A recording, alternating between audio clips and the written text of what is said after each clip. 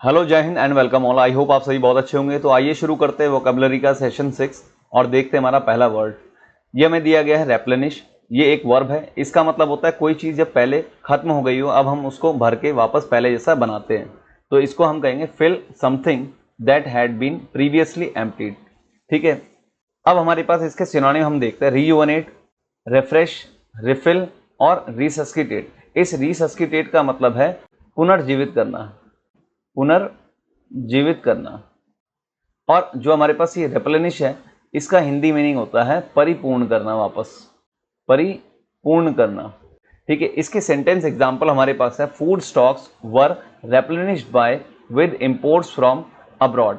तो खाद्य पदार्थ को वापस परिपूर्ण किया गया विदेश से आयात के बाद। अब देखते हैं next word, Lord it over someone. Lord it over someone, ये हमारे पास एक इडियम है। इसका मतलब होता है किसी के ऊपर दबदबा दिखाना, किसी के ऊपर रौब दिखाना। ठीक है, इसकी डेफिनेशन हमारे पास है बॉस अराउंड और अबाउट टू डोमिनेट, यानी कि किसी के ऊपर हावी होना। अब देखते हैं इसके सिनोनिम, कंडिसेंड, इंटिमिडेट और डोमिनियर। कंडिसेंड का मतलब एक ऐसी स्थिति जब हम अपने आप को दूसरे से सुपीरियर समझे, यानी कि जब हम अपने आप को सुपीरियर समझेंगे तभी हम दूसरे के ऊपर अपना दबदबा दिखाएंगे। अब इंटिमिडेट, इंटिमिडेट का मतलब होता है किसी को डराना धमकाना।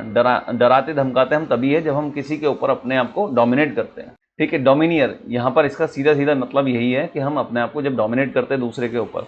इसका सेंटेंस एग्जाम्पल हमें दिया गया है, his boss likes to lord it over his subordinates. तो सबऑर्डिनेट्स का मतलब है जूनियर। तो उसका जो बॉस है उसको अपने जूनियर पर डोमिनेट करने में, यानी कि उन पर दबदबा दिखाने में अच्छा लगता है। अब देखते हैं नेक्स्ट वर्ड, रिकूप। रिकूप का मतलब होता है कि जब भी हम कोई पैसा खर्च कर दें या कोई पैसे हम खो दें और वह पैसा हम वापस पा लें तो उसको हम कहेंगे recoup. To get back money that you have spent और लॉस्ट। तो इसके सिनोनिम हमारे पास दिए गए हैं, रिकवर, कंपनसेट और रीइंबर्स। देखिए, रीइंबर्स जब आप गवर्नमेंट सेक्टर में आएंगे तब आपको इसका मीनिंग बहुत बार सुनने को मिलेगा। तो इसका मतलब क्या है, मैं इसको एक एग्जांपल के तौर पे आपको समझाता हूँ। देखिए, गवर्नमेंट क्या है, आपको सैलरी के अलावा बाकी पैसे हमेशा रिम्बर्स की फॉर्म में देगी। यानी कि जैसे मान लीजिए गवर्नमेंट ने कहा है आपको, ठीक, न्यूज़पेपर के पैसे आपको मिलेंगे अगर आप न्यूज़पेपर लगाते हैं अपने घर पे। तो इसका मतलब क्या है कि जब आपने न्यूज़पेपर पढ़ा तो उसका बिल जब आप वापस ऑफिस में देंगे, ठीक है, तो इस बिल के बदले में ऑफिस वाले आपको वापस रिम्बर्स करेंगे वो पैसे। तो इसके लिए वहाँ पर रिम्बर्समेंट के बिल लगते हैं, जिसकी वजह से आपको पैसे वापस मिल जाते हैं। तो इस पूरी प्रोसेस को हम कहेंगे रिकूप करना, यानी कि आपने अपने पैसे को रिकूप कर लिया। इसका सेंटेंस एग्जांपल अगर हम देखें, a gambler always tries to recoup his losses in the next game. तो एक जुआरी हमेशा अपने हारे हुए पैसों को अगले गेम में वापस लाने की कोशिश करता है। अब देखते हैं नेक्स्ट वर्ड, कन्फ्लेट। कन्फ्लेट ये एक वर्ब है और इसका मतलब होता है जब हम दो चीजों को आपस में मिलाएं, कंबाइन करें या मर्ज करें। ठीक है, टू कंबाइन और ब्लेंड। इसके सिनोनिम हमें दिए गए, एमलगेमेट, कोलेस, कोमिंगल। देखिए, एमलगेमेट हमारा वर्ड है, इससे एक और वर्ड हमें मिलता है यहाँ पर, AMALGAM, एमलगम। तो ये हमारा एक साइंस का वर्ड है। ये एक तरीके का अलॉय होता है, यानी कि एक मिश्र धातु, जिसमें क्या होता है जब हम मरकरी मेटल के साथ किसी दूसरे मेटल या नॉन मेटल को मिलाकर एक अलॉय बना दे तो उसको हम कहेंगे एमलगम। ठीक है, अब इस कन्फ्लेट का एक सेंटेंस एग्जांपल हम देखते हैं यहाँ पर, she succeeded in conflating the 3 place to produce a fresh new work.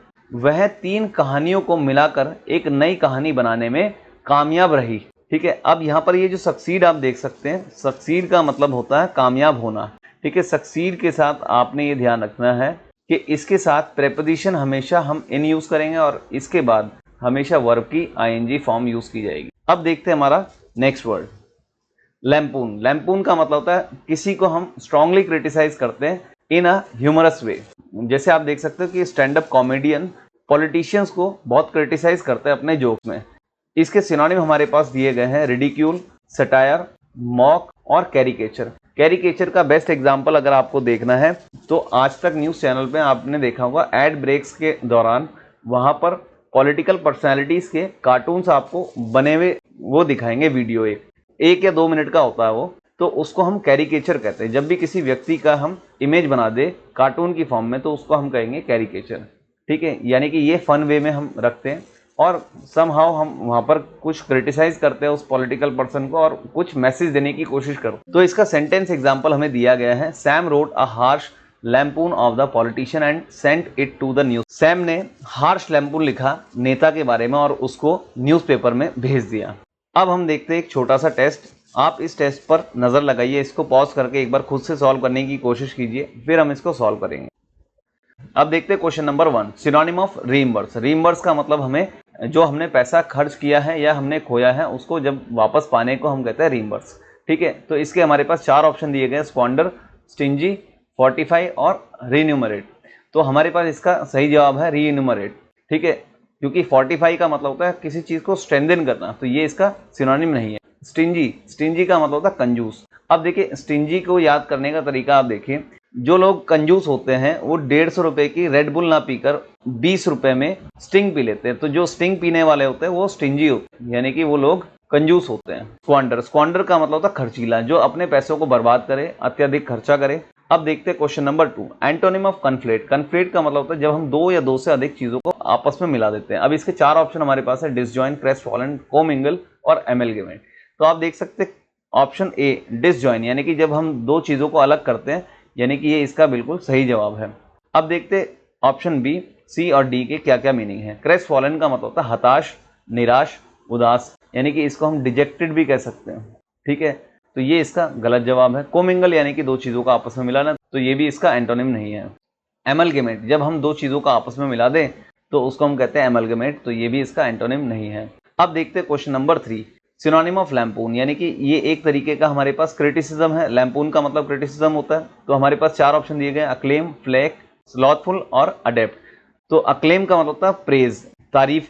ठीक है, तो ये इसका सिनोनिम नहीं है, तो ये हम काट देते हैं। फ्लेक का मतलब होता है क्रिटिसाइज करना, यानी कि ये बिल्कुल सही जवाब है इसका। स्लॉथफुल मतलब होता है लेजी, आप इसको स्लगिश भी कह सकते हैं, SLUGGISH। ठीक है, तो ये भी इसका सिनोनिम नहीं है। अडेप्ट मतलब होता है स्किलफुल, जब हम किसी काम में अच्छे हों तो हम कह सकते हैं हम उसमें अडेप्ट हैं। ठीक है, कुशल आप इसका हिंदी मीनिंग देख सकते हैं, यानी कि ये भी इसका सिनोनिम नहीं है। अब देखते हैं क्वेश्चन नंबर 4, रीयूवेनेट का मतलब पुनर्जीवित करना, यानी कि किसी चीज को वापस परिपूर्ण कर देना। तो इसके 4 ऑप्शन हमें दिए गए, इनविगोरेशन, ग्ली, एनर्वेटेड और डेबलर। इनविगोरेशन का मतलब होता है full of energy and vigour, तो ये इसका एंटोनिम नहीं है, तो हम इसको काट देते हैं। ग्ली का मतलब होता है जॉय, हैप्पीनेस, तो ये भी इसका एंटोनिम नहीं है। ठीक है, एनर्वेटेड का मतलब होता है जब हम एनर्जी से ड्रेन आउट हो जाते हैं, यानी कि हमारी बॉडी में से जब बहुत सारी एनर्जी निकल जाती है, तो यानी कि ये इसका एंटोनिम सही है। ठीक है, यानी कि क्वेश्चन नंबर 4 का ऑप्शन सी बिल्कुल सही जवाब है। अब देखते हैं डेबलर का मतलब होता है जब कोई व्यक्ति किसी भी काम को प्रोफेशनली ना करके शौकिया तौर पर करे, तो उसको हम कह सकते हैं डेबलर। ठीक है, अब देखते हैं हम क्वेश्चन नंबर 5, सिनोनिम ऑफ कंडीसेंट। कंडीसेंट का मतलब होता है जब हम अपने आप को किसी दूसरे से सुपीरियर समझे, यानी कि जब हम दूसरे पर अपना डोमिनेंस दिखाए। तो यहाँ पर हमारे पास 4 ऑप्शन है, SU, ह्यूमिलिटी, हेजमनी और लैक्यूना। तो इसका हमें सिनोनिम बताना है कंडीसेंट का, तो इसका रहेगा ऑप्शन सी, हेगमनी, यानी कि डोमिनेंस, इसका मतलब होता है वर्चस्व। ठीक है, SU का मतलब होता है रिफ्रेन, यानी कि किसी चीज से दूर रहना, तो ये इसका सिनोनिम नहीं है, इसको हम काट देंगे।